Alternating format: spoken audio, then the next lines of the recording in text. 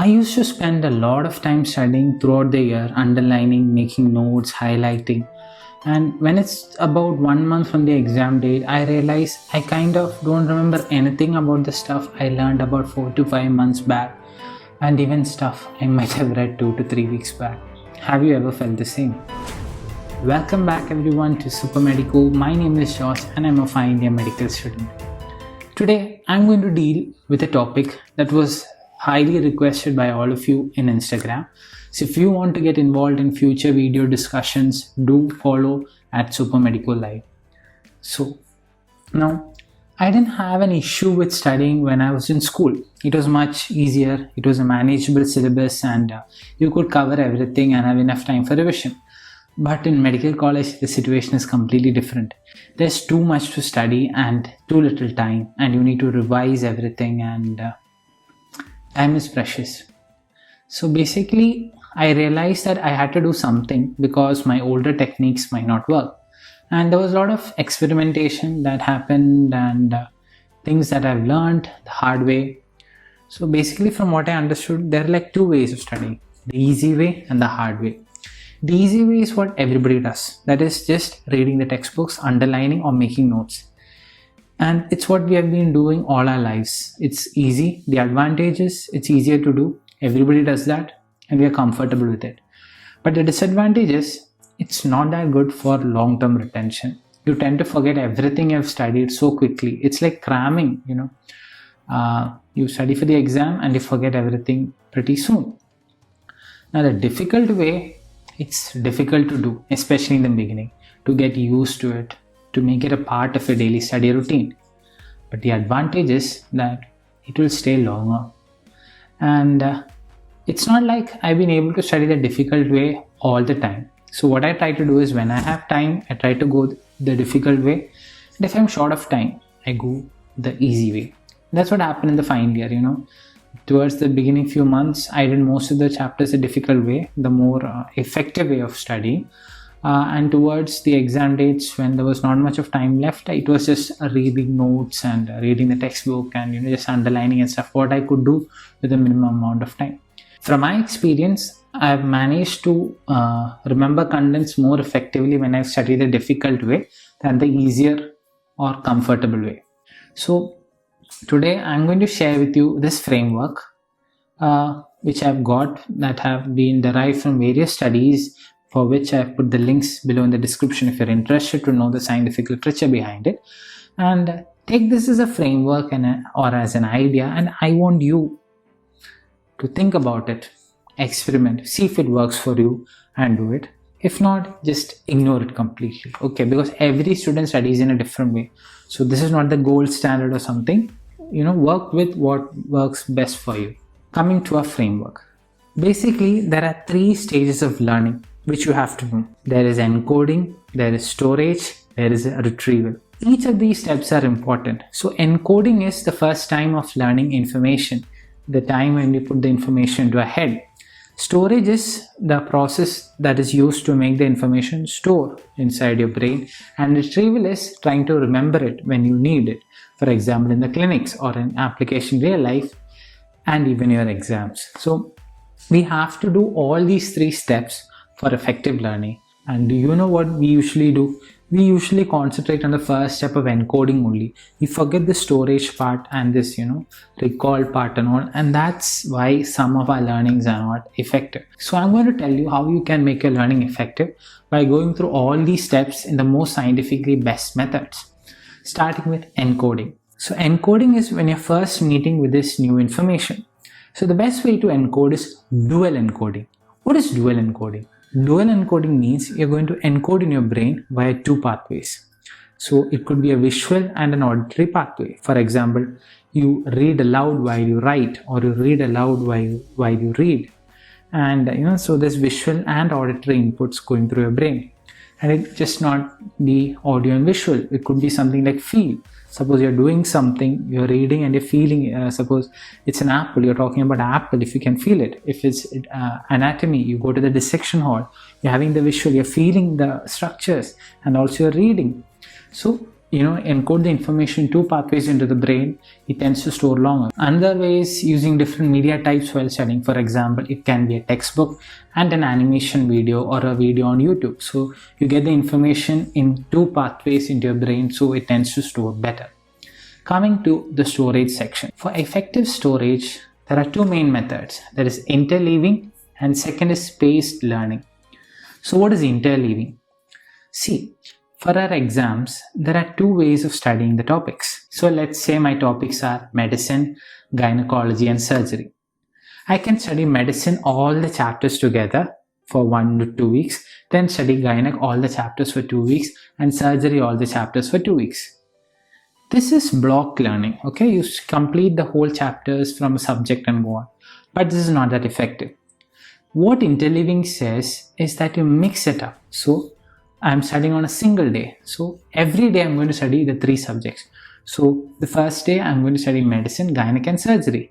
2 hours each. The second day I'm going to study again medicine, gynec, surgery. So when you're mixing subjects together, the benefit is brain is not getting bored, and also you're going to link subjects. When you're studying 2-3 topics from different subjects, your brain might find new pathways to connect information to subjects and make learning more accessible and even get the brain to store the information well. So practice interleaving when you study instead of going the boring way of completing all the chapters of a unit together. Next is spaced learning. You can mix it with interleaving actually. That means instead of studying a chapter at one go, try to split the learning in different intervals. So suppose you study the first part of a chapter today, maybe the second part you can study in 2 days or maybe a week after. The benefit is when you start the second part, that will need you to recall that first part which you have studied. So you have a recall, you have some active recall happening, and that also helps your brain to remember. And brain likes active stuff. It does not like passive stuff. So when you're giving this active things to remember, and also you're giving it enough time for it to store properly and get the information again from the same chapter at a later date, brain is happy to learn. And there are studies that have proven that spaced learning and interleaving have shown benefits. So use these two techniques to make the storage part the best. The third part of our learning is retrieval or recall. So there are again 2 techniques for the same. The first one is active recall.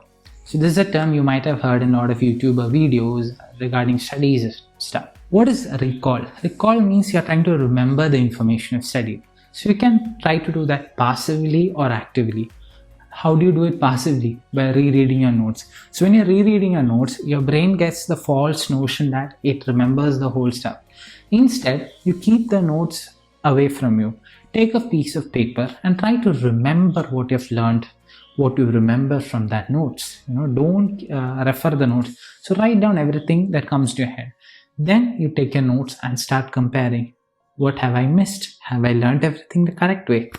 And you realize the gaps in your knowledge. So you can concentrate on those stuff more and put less time for that stuff you already know. So that is more effective learning. And this is the concept of active recall.